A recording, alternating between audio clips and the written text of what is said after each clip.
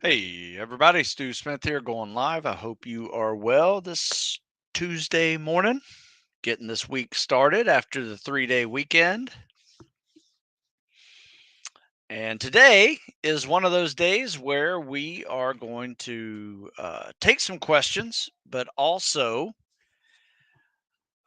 show some videos. And these are videos that I filmed, as well as those who submitted some CSS critiques for me to also film, and we'll talk about the good and the bad of those, and let's see how they look. In fact, we can get started with this, but in a few minutes. But first, let me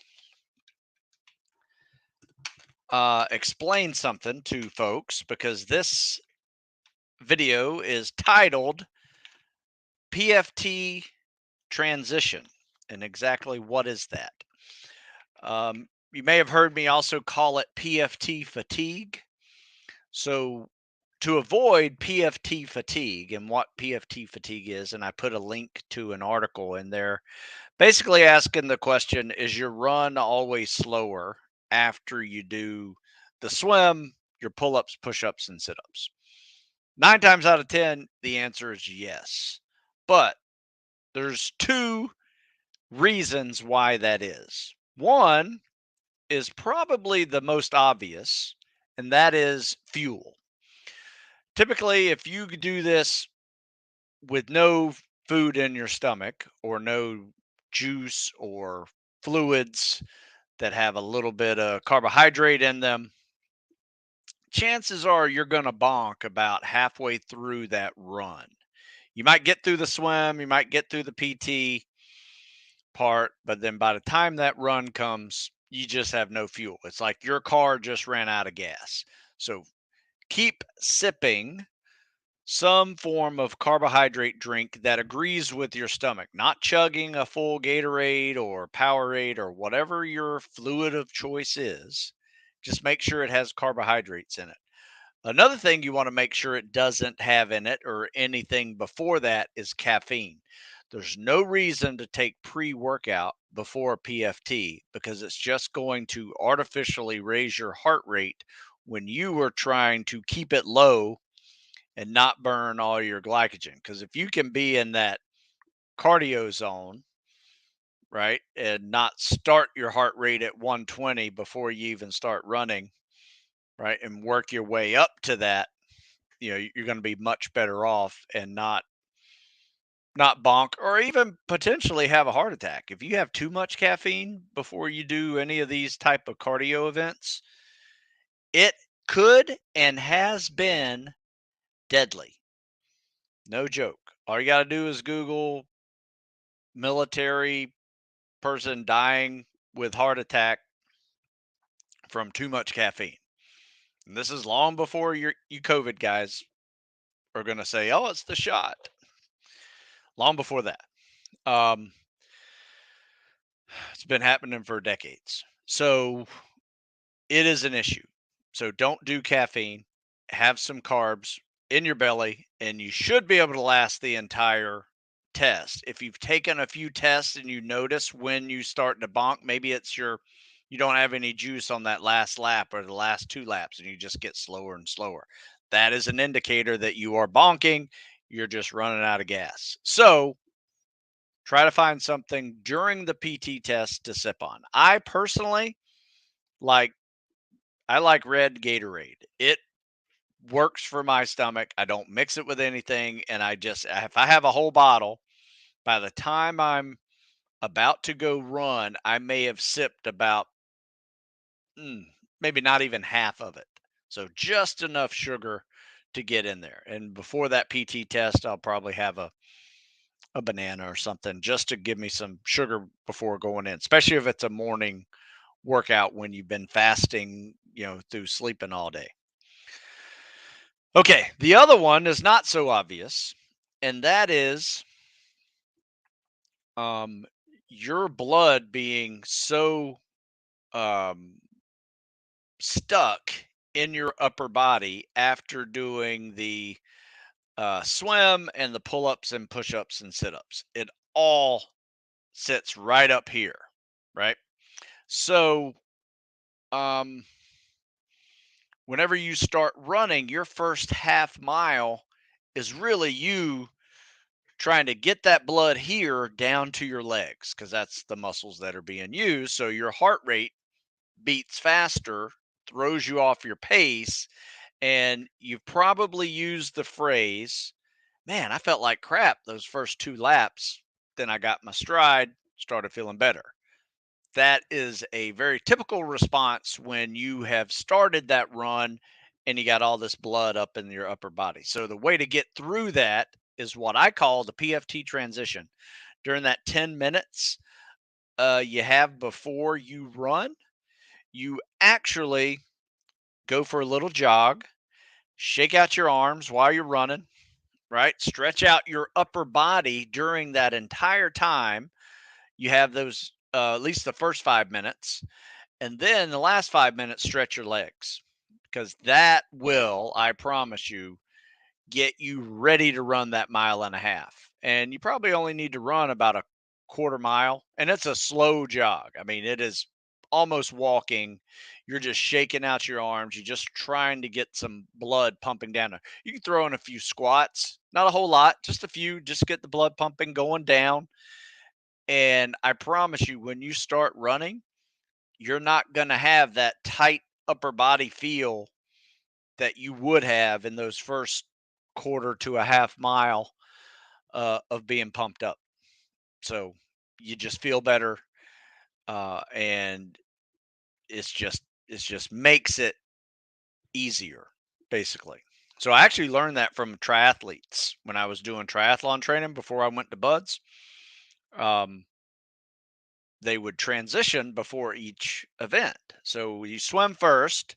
Before they get on the bike, they just start motorboating the legs, try to get that blood down to the legs because you're about to start biking. Makes it a little easier, um, better transition. And then you put on the bike, and if you ever bike and then run, it's really awkward.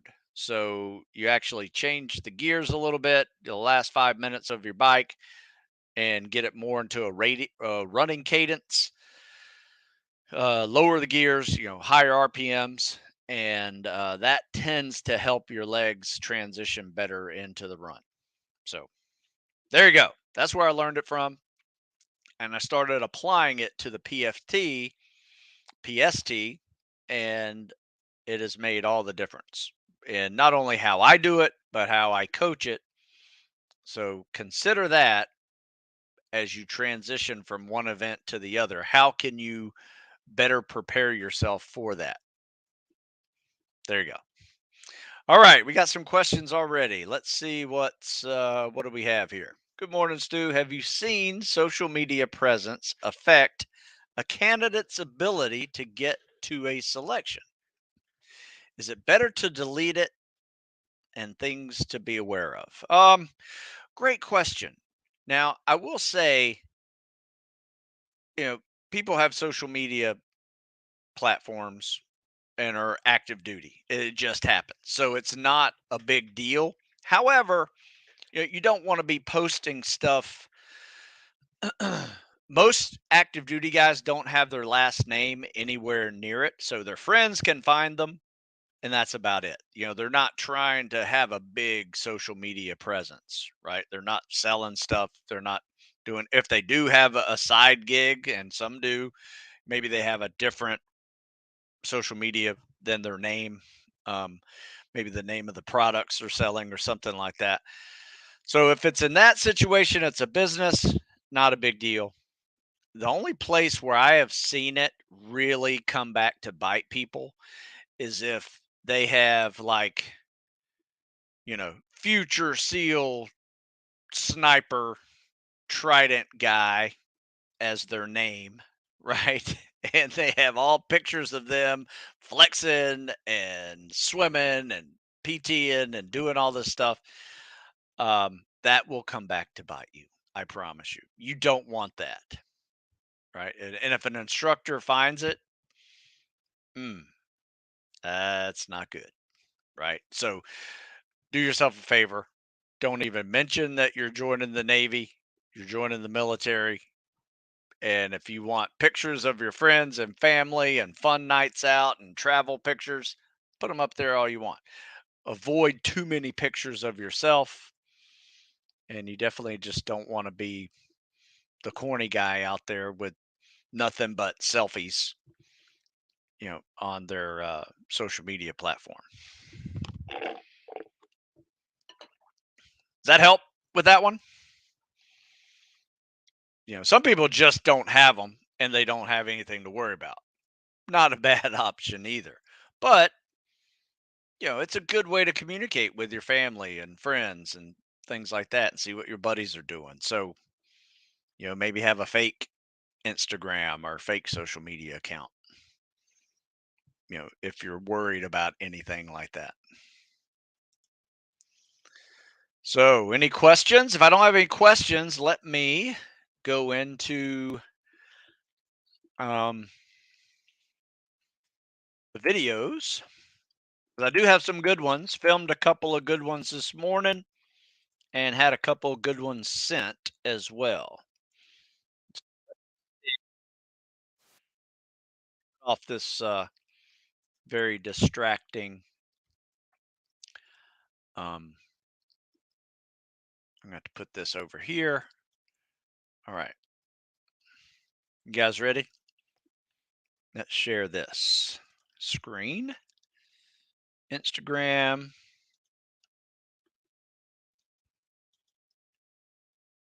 All right, just hang on. Give me a second. Almost there. Got a full screen now. Volume's down. All right, let's do this.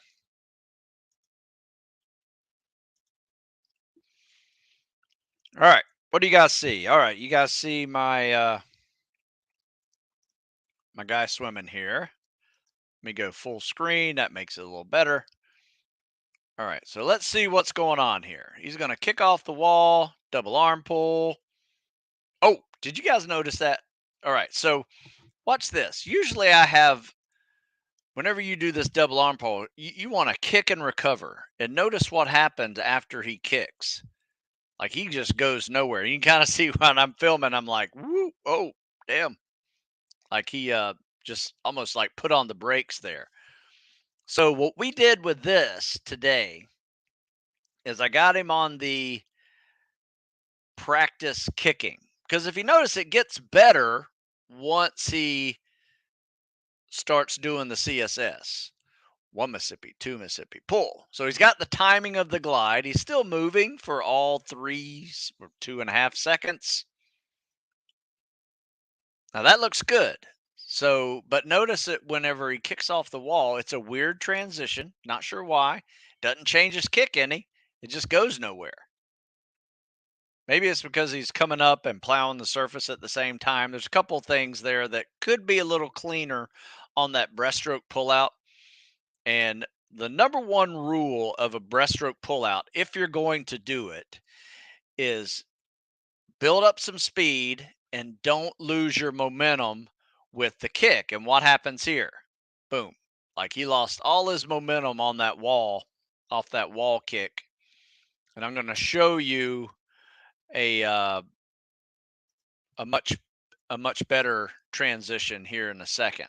But what what we did to fix that, and we're going to fix it all week, um, is have him do a kickboard drill for 25 yards and then have him do a swim workout for 50 to 100 yards. So imagine the 50-50 where you do 50 free, 50 CSS, and you do 125 with a kickboard drill, just doing scissor kicks, just holding that glide. See if you can kick and hold a glide for 2 Mississippis before you have to kick again, maybe even 3 Mississippis if you can. That'd be really good. The fact that you're plowing the surface during this kick, you'll probably only get 2 Mississippis out of it. So that is fine. But we're going to do that all week where he swims 50 without it, swims 25 with the kickboard. and we're going to fix his scissor kick this week. And tomorrow we'll be swimming with fins, and he'll just do scissor kicks with a pair of fins on to just work that scissor kick muscle, work strong in the backside, and see that. But let me show you this one here because this one's really good. Fins, hang on.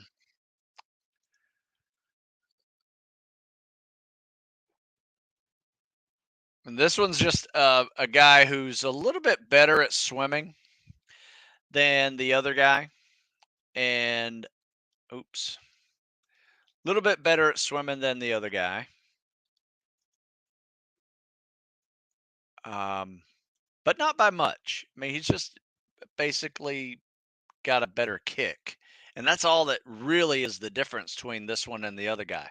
So notice he got a big double arm pull, really reaching out there, grabbing water, pulling it, boom, got a good transition into the stroke, comes right up. Notice what kind of kick he's using. He's got a little breaststroke kick here, which I like. I like the breaststroke kick. Top arm, bottom arm, kick, hold that glide. And the only thing I pinged him on this one is just holding that glide just a little bit longer. So I think I was counting 2 Mississippis here. So let's see that transition. Now you see, like he lost no momentum on the wall. Like he didn't stop altogether. So 1 Mississippi, 2 Mississippi. All right. So 1 Mississippi, 2 Mississippi, pull. Yeah. So he could hold the glide just a little longer. He's got a great kick, good streamline. Just hold the glide another half second, and you'll probably save a lot of effort there, and won't be any slower for it. I mean, he did that in like 42, 43 seconds. So if you were to hold that out for the um, full 500, that's a 7:30. Maybe with a little bit of slow time in there. But yeah, that's solid. And I think I got a really good one in here that's all right. So let me fix this. This is me working with this guy. This guy is a um, another wrestler who can swim. So I call these guys my unicorns because they are really solid with just everything that we're doing with with on land. And if they can swim like this, it just puts them in another class ahead. So I'm really impressed with this one. So let me show you one more, and then I'll take some more questions, and you guys will be able to see this. Um, I think this guy swims a 7:30, 500 already, right? So he really didn't need my help. He just wanted my help with swimming with fins, and I can show you that too in a minute. All right, so notice that double arm pull transition. Look at that. Dang, killing it. All right, so little awkward kick. He's got a little extra flutter kicks he needs to get rid of. I don't like, but that's it. Big scissor kick. Yeah, he's been swimming with fins a lot, and you can tell he's got those little flutter kicks going with fins. Yeah, so all he needs to do is one kick, hold that glide, take out those flutter kicks, and he'll be really a lot less effort. But this is really fast. I mean, he's doing this, and once again, like 43, 44 seconds, which is 7:30 ish. He said he swam a 7:25 like this. Um, I didn't see it, but only thing I pinged him on is just hold the glide a little longer and take out those little flutter kicks. It's just going to be a lot less effort for him, and he may find it's easier. He even scores better on the rest of his PST because he's not as tired from more kicks and more pulls in this swim. He'd be a lot less tired from that. All right, so let me see. I got a set of swimming with fins as well. I'll set that up and I'll take some questions here. So what do we have here? Looks like Tristan added Yeah, you may not want dumb stuff on there. Um, Possibly a stupid question. It's possible there, Mikhail, Michael. I need to find out how to pronounce that. How you guys pronounce that? Because I'm not sure if it's Mickle, Mikhail, Michael. So if I said it right, give me a one, two, or three. One is Mickle, two is Mikhail, three is Michael. Right? Give me a one, two, three. Which one's correct? And if I screwed all three of those up, give me a four and try to pronounce it out for me. Just curious. Um, Possibly a stupid question, but are there any moments during selection where you would choose stretching over resting short nap? Oh, absolutely. It doesn't take long to stretch. I mean, we used to stretch every day after the day was done. And basically, I'd just get the boat crew together. We'd hang out for 10, sometimes 15 minutes, talk about what happened today. Could we have done something better? That was always good discussion to have. Um, and then just stretched.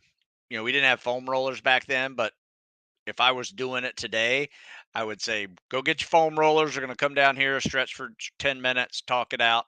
Let's see what we can do better. Talk about tomorrow's schedule. Here's what you got to have ready for tomorrow. And it's just a great way of getting the word out to everybody, and everybody's on the same page. But that's how we added stretching into the day.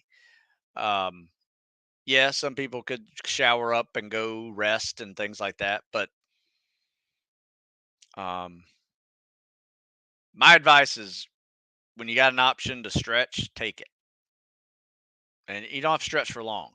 5, 10 minutes, you'll feel much better, especially anything that's tight. Then go to sleep. Let's see. Watching from King, North Carolina. All right. Thanks, Audie. All right. So Kale asks again, do you have any articles on how to progress in distance diving logically? Or is it just pushing to the max with safety, of course? Um, What's most effective? I'm not sure what you're asking. Are you talking about swimming underwater horizontally or distance diving down? Because I will be honest with you, I don't do anything but horizontal swimming, right? I mean, I scuba dive on my own, but that's not even challenging. Um, but diving down, breath holding, going deep, I don't even mess with that. It's not even something I do. One. So Mickle. Mickle is the number one. All right. Cool. Well, that's the way I did it first. Well, thank you, sir. Um, Good morning. I need to replace a 200-meter fireman carry with a stair stepper and a 50-pound weighted vest from phase one book. Wondering how many floors to go up or how long to go before continuing the Devil's Mile. So 200-meter fireman carry. Um, I usually do this. I usually do a 200-meter fireman carry replacement with a farmer walk. So I'll put a weight vest on and carry, you know, 250-pound dumbbells or something like that. And that is my fireman carry replacement.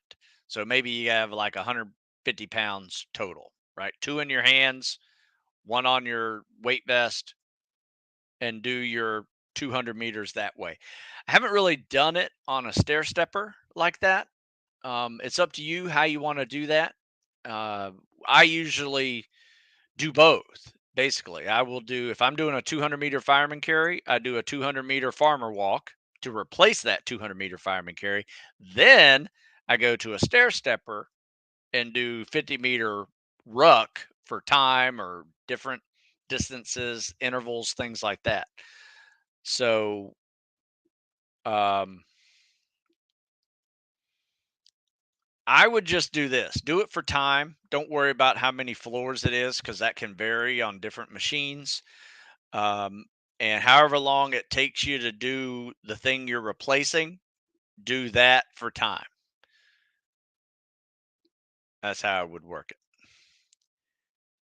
So, for instance, like if I am trying to replace a mile of running with something non impact because my knees hurt, I will say, all right, I usually run a mile between 7 and 8 minutes. That means I am going to ride a bike for 7 and 8 minutes. So, and if you wanted to, because you're riding a bike, you can make it a little bit longer and go for 10 minutes. I tend to do this. I tend to say, whatever mile running I replace it with, 10 minutes of non impact cardio. Just seems fair, right? Because non impact cardio is often a little bit easier than running itself. So, unless you're doing stair stepper with a weight vest on, it is not easier. I think it is much harder. Hey, Stu, do you still do in person group trainings in Annapolis area on a set schedule? I do. I sure do. In fact, it can be found on heroesoftomorrow.org. This is our schedule, and it is for people who are preparing to serve, have served, or are currently serving.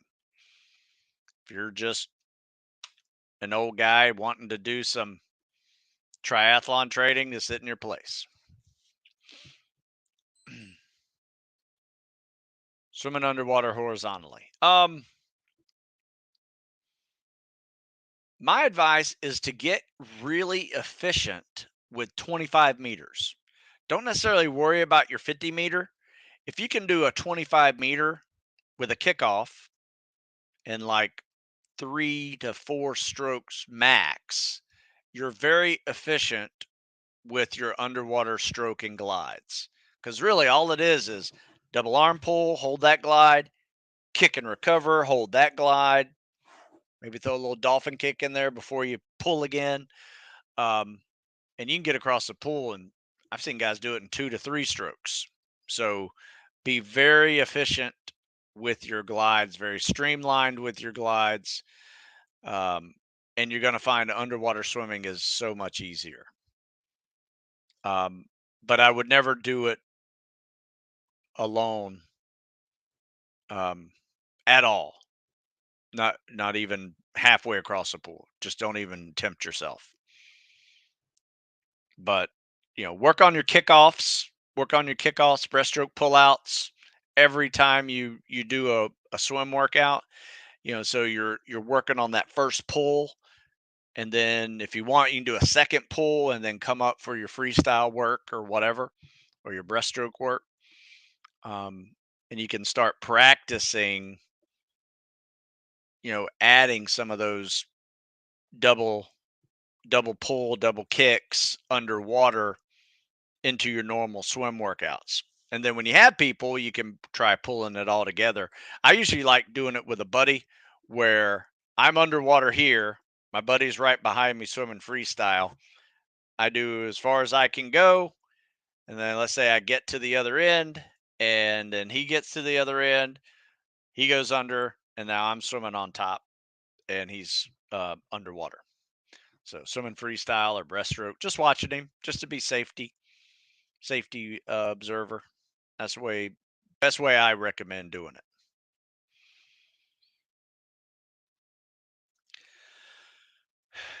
Everyone have a great day. Get after it. Yes, sir, Joe. Stu, what are your thoughts on creatine change? Do you suggest taking it during a lift cycle? Yes, my thoughts on creatine have changed from when it originally came out in the 90s. I just saw a bunch of people's spec ops dream end with double leg cramps and full body cramps because they were just dehydrated and over creatinated. Um, and they just didn't know how to do it right. So now with you know modern protocols, it's a lot easier. There's smaller doses, there's more water consumption being done, and there's countless studies on the positive benefits of it. So I still don't really use it that much. Um, but it's something you can try. And especially during a lift cycle, you might like it. But if you're trying to put on mass, it's definitely going to do that for you. My son has been on it multiple times during his lift cycles, and he comes back jacked, you know, from a lift cycle. And then he comes here. We he works out with me for the summer, and we're running and doing calisthenics, and he leans out and getting very lean. And then he goes back to college and starts lifting again. He's got a good little cycle, and he looks good. So, and he's strong as hell. So, when you were powerlifting, what did you eat? So, when I was a power lifter, I was a teenager. So, now I did it again later on in my 20s. Um, and the two times were completely different because when I was powerlifting, I was a hard gainer. So I just ate everything. It would be everything from, peanut butter and banana sandwich after every meal or a milkshake after every meal with protein powder in it. I was just pounding the calories just to get bigger. And a lot of it was football based, getting bigger to be a bigger football player. But the powerlifting after football season was to get to that uh, my weight class I wanted to compete in. Um, and then I had to lose weight a little bit, so I had to pull back. So it's going to depend. Sometimes you just got to decrease your calories, and sometimes you got to increase your calories depending on your goals. So my answer to anybody's that says, "What do you eat?" is it depends. What are you trying to do? Trying to gain weight? Trying to lose weight? Trying to maintain? Get stronger? All of those require um, a certain adjustment to your caloric intake, but also your protein intake, maybe even creatine if you wanted to add that. But yeah, we're about to get into our winter lift cycle. My goal for the winter lift cycle is actually not to gain weight. I'm trying to lose weight this winter lift cycle because I'm right at like 205 now.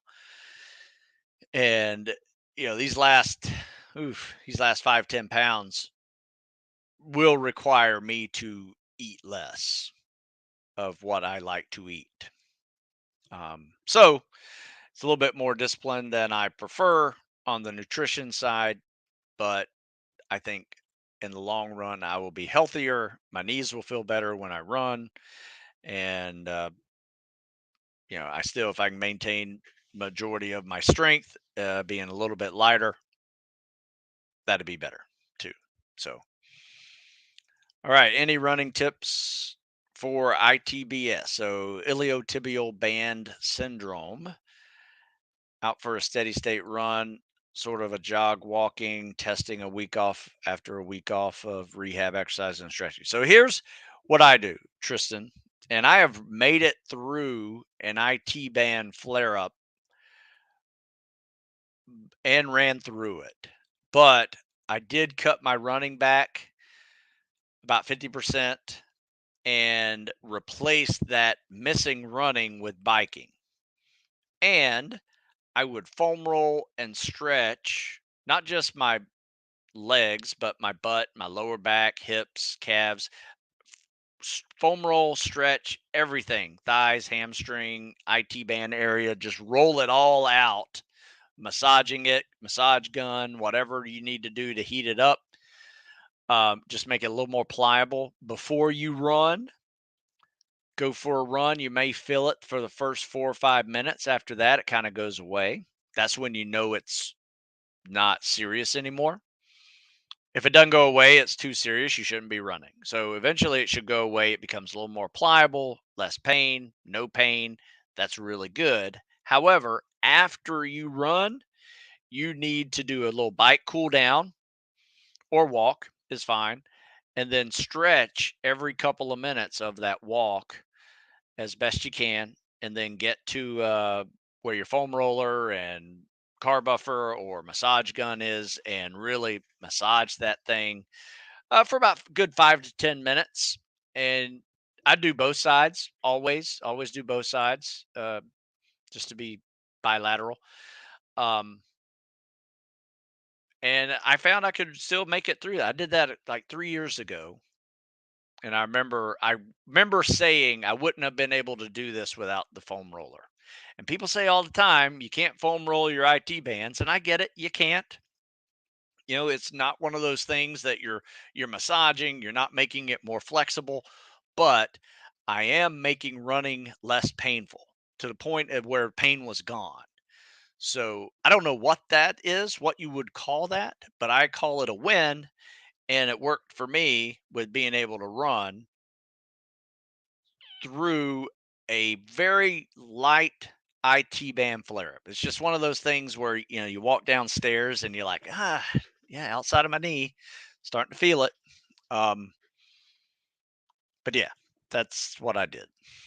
How about we do this? I will say this too, Tristan. I'm about to show you, and this reminded me, I'm about to show you swimming with fins, and swimming with fins can irritate your IT band as well.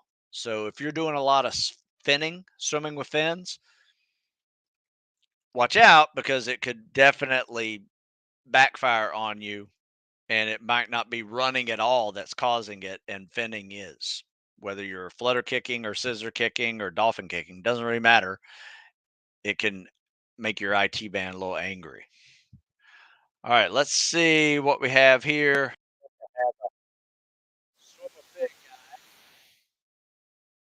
I tell you what, it's I hear I hear the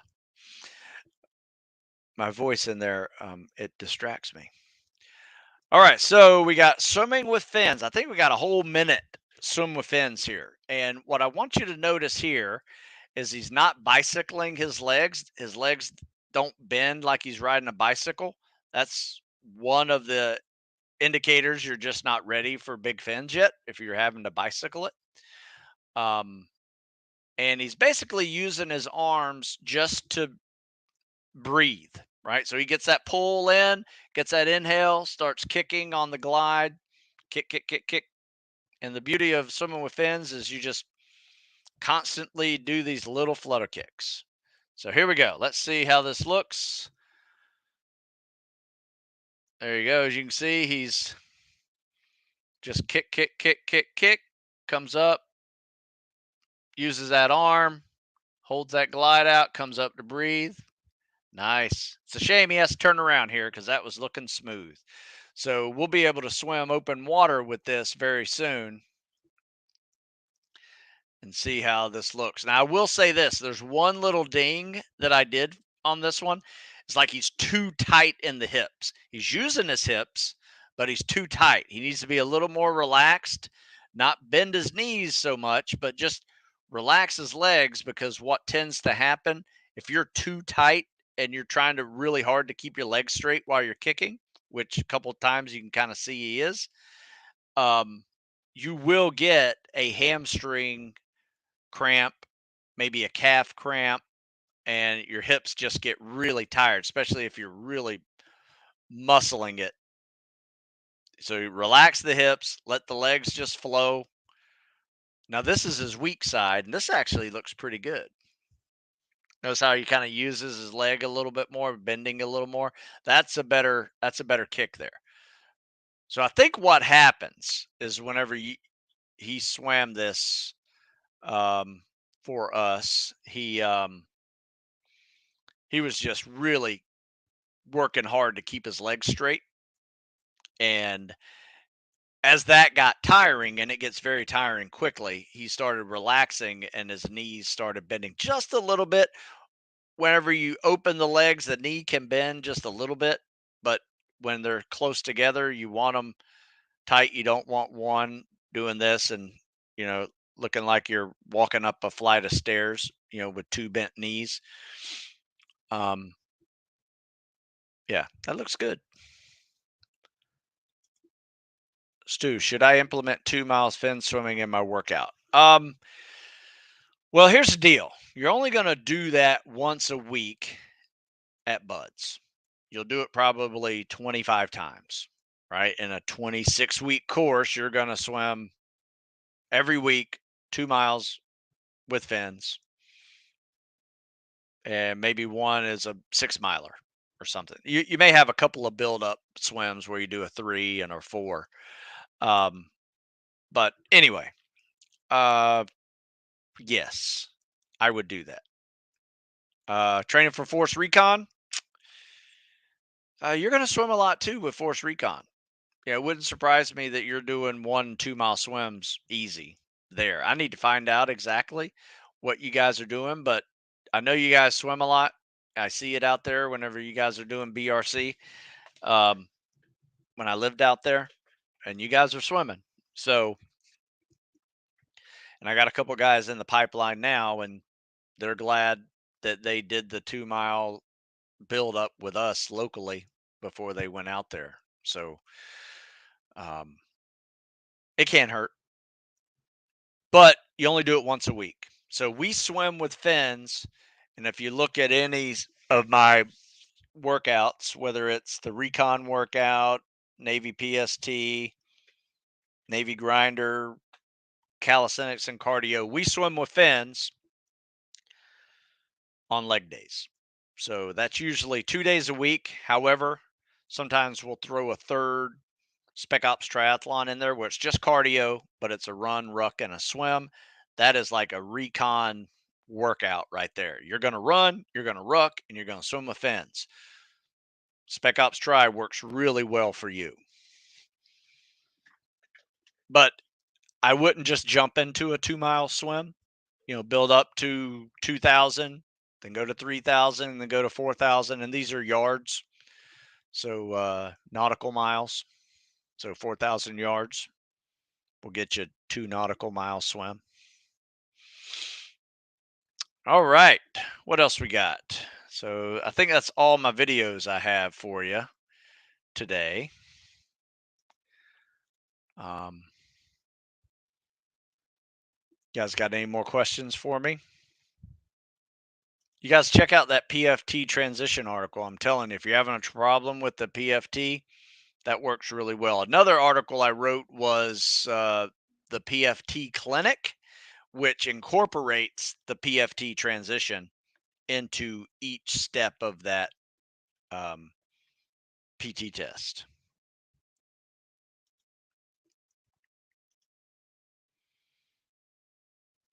Any question? All right, here we go. I've been having a new pain on the outside of my knee, and the IT band question prompted a Google search, and I think I figured it out. Yep, that's pretty typical. I mean, it's a common knee injury where I think most people realize they have it first is when they walk down a flight of stairs, and they're like, "Uh-oh, that's a little tight. That feels weird." And it's usually a combination between running and swimming with fins. Sometimes rucking, especially if you're rucking a lot of hills, you can get a little aggravated as well. But yeah, chances are that's it. And if you listen to what I was recommending, I would recommend that for you as well. Just stretch, foam roll, stretch your hamstring, stretch your butt, stretch your lower back, stretch your thighs, roll it all, and get a little bit of that side in there on the roll, and it will start to feel better. Do I always encourage strict pull ups, or do you have people doing kipping sometimes to get that endurance rep range? That's a good question. I personally do not like any kipping. So, what I would rather people do is fail at that pull up, shake it out, maybe change grips, come up with a reverse grip pull up or bicep grip pull up, and you probably get those other one or two. Um, so I mean, it doesn't have to be perfect every time, but if you're going to get graded on pull ups, then absolutely a majority of your pull ups need to be perfect. Because here's the problem: chances are you're doing a pull up, and if you go to here, it's not a pull up. If you go to here, it's a pull up. You got to get your chin over the bar, be able to look down, maybe even see the person grading you. That's one of the criteria that people arbitrarily throw at you. So work it so you're getting like shoulder blades or whatever, the collarbones, getting really close to that bar. and that's hard. And the more you practice it, the easier that is. All right, so Joshua continues. Wait, so when swimming with fins, I should also ruck or run that day when doing long distance and with drills on leg day? Yes. Yeah. Put it this way, every leg day, we swim with fins. Or if we don't have a pool, we will ruck. So we top off every leg day with a ruck or swim with fins. Been doing that for decades. It works. And it's funny because there's a lot of people that, um, my guys go into boot camp and prep, and they just cannot believe the people they see there that have never put on a pair of fins before and are putting on their first pair of fins at prep, right? And we've been doing every leg day, we've been swimming with fins or rucking, one or the other. So, yeah, I mean, we do run, ruck, swims all the time, right? Some days we'll put in a leg day with that too. So, in fact, we've done a run, ruck, swim with a Murph in the middle. 4 mile run, 4 mile ruck, 1 mile swim, throw a Murph in there. It's a long workout, but it's doable. You know, get on a program, right? Chances are you're not doing enough. And I just updated my recon program, recon MARSOC program. Can't believe I don't have a copy of that one. Must have sent them all out. But anyway, it's a good one. All right, folks, I'm going to go. I got stuff to do. Been one of those days. Going to continue to be one of those days. Supposed to be hot out here on the East Coast, so you guys stay cool. Hot for September. Still summertime. We're still in our summer training. But if you missed any, if I missed any of your questions, just send me an email, stu@stewsmith.com. If you have swim videos you want me to check out, happy to check those out and critique them for you. I can do it by email or I can post them up or do both. It's up to you. Um, but you guys go to stewsmithfitness.com, check that out, and you'll see Live15 as a coupon code gift. Save 15% books and ebooks if you want to get a program. 9 times out of 10, you need a program. So you guys have a good one. We'll see you next week.